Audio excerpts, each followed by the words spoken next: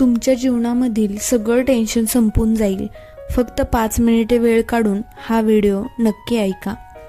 शांत राहणं सगळ्यात चांगलं असतं, पण असं शांत राहणं काय कामाचं जे तुमचं अस्तित्वच संपवून टाकेल.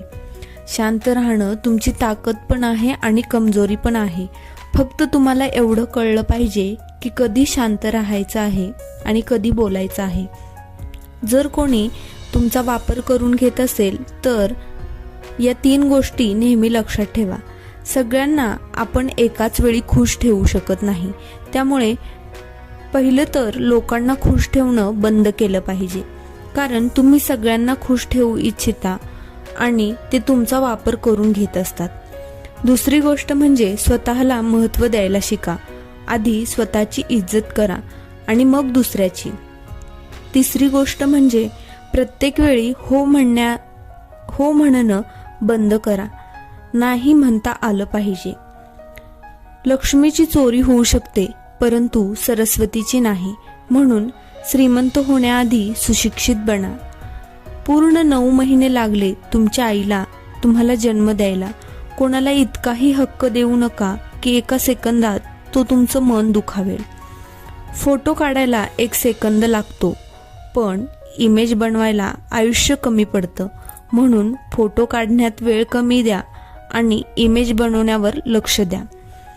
आकाशात उडणारे पक्षी सुद्धा कधी घमंड करत नाहीत, कारण त्यांनाही माहिती आहे की आकाशात कायम थांबता येत नाही.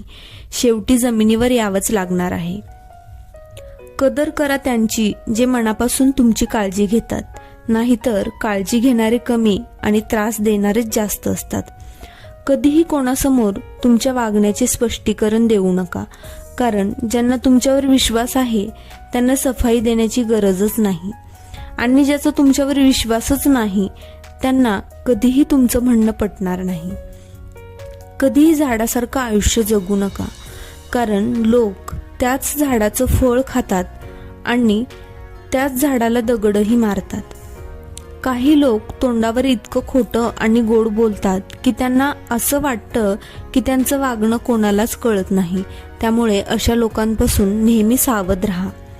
जर एखादी व्यक्ती तुमच्या सोबत वाईट वागली तर लगेच नातं तोडण्याची घाई करू नका. थोडा वेळ घ्या, विचार करा, नाहीतर नंतर पश्चाताप होईल. आईशिवाय घर अपूर्ण असतं आणि वडिलांशिवाय आयुष्य अपूर्ण असतं. नशिबान आहेत ते सर्वजण ज्यांच्या डोक्यावर आई वडिलांचा हात असतो. कधीही वेळेवर आणि नशिबावर घमंड करू नका, कारण दिवस हे प्रत्येकाचेच बदलत असतात. आपलं दुःख प्रत्येकाला सांगत बसू नका, कारण प्रत्येकाकडे मलम नसतो, परंतु प्रत्येकाकडे मीठ मात्र असतं आणि ते तयारच असतात तुमच्या जखमेवर मीठ चोळायला. आयुष्यात असं जगा की तुम्हाला कमी लेखणारे लोक एक दिवस तुमची ओळख सांगत फिरले पाहिजेत. आयुष्य हे गरजेनुसार चालतं. थंडीमध्ये सूर्याची आपण वाट पाहतो, उन्हाळ्यात त्याच सूर्याचा आपण तिरस्कार करतो. जेव्हा माणसाच्या खिशामध्ये पैसा असतो तेव्हा तो विसरून जातो की तो कोण आहे आणि खिशामध्ये पैसे नसतील तेव्हा लोक विसरतात की तो कोण आहे. आपल्या यशाचा रुबाब आईवडिलांसमोर करू नका, कारण त्यांनी आयुष्यभर मेहनत करून तुम्हाला जिंकवलं आहे. जेव्हा पैसे नसतात तेव्हा झोप येत नाही आणि जेव्हा पैसे येतात तेव्हा झोपेच्या गोळ्या खाऊन झोपावं लागतं. जेव्हा पैसे नसतात तेव्हा लोक मंदिरात दर्शनासाठी जातात आणि जेव्हा पैसे येतात तेव्हा मंदिरात फिरण्यासाठी जातात. लोकांना तेवढीच इज्जत द्या जेवढी त्यांची लायकी आहे, नाहीतर तेच लोक तुमच्या डोक्यावर बसतात. पोटात गेलेले विष एकाच माणसाला मारतं, पण कानात गेलेलं विष सगळीच नाती संपवून टाकत असतं. कुणाची गरिबी पाहून नाती तोडू नका, कारण गरिबीच्या घरी जितका मान मिळतो तितका मान श्रीमंताच्या घरी कधीही मिळत नाही. जोडीदार गरीब असला तरी चालेल, पण चांगला असावा आणि तुमचा आदर करणारा असावा, कारण गरिबी हटवता येते, पण वाईट माणसांसोबत आयुष्य घालवणे खूप अवघड होऊन जातं. माणूस कितीही गरीब असला तरी त्याच्याबद्दल कधीही भेदभाव करू नका, कारण त्यांचा काळ आणि वेळ कधी बदलेल हे कोणीही सांगू शकत नाही.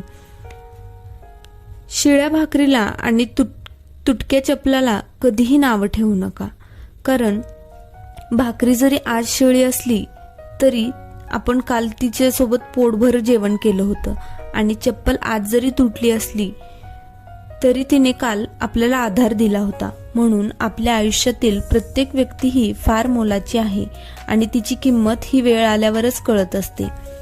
श्रीमंतीपेक्षा गरिबांशी मैत्री करा, कारण गरीब मेल्यानंतर खांदा देतो आणि श्रीमंत डायरेक्ट स्मशानात येतो. माणसाने या 4 गोष्टींची कधीही लाज बाळगू नये. जुने कपडे, गरीब मित्र, साधं राहणीमान आणि जुन्या विचारांच्या आई वडील.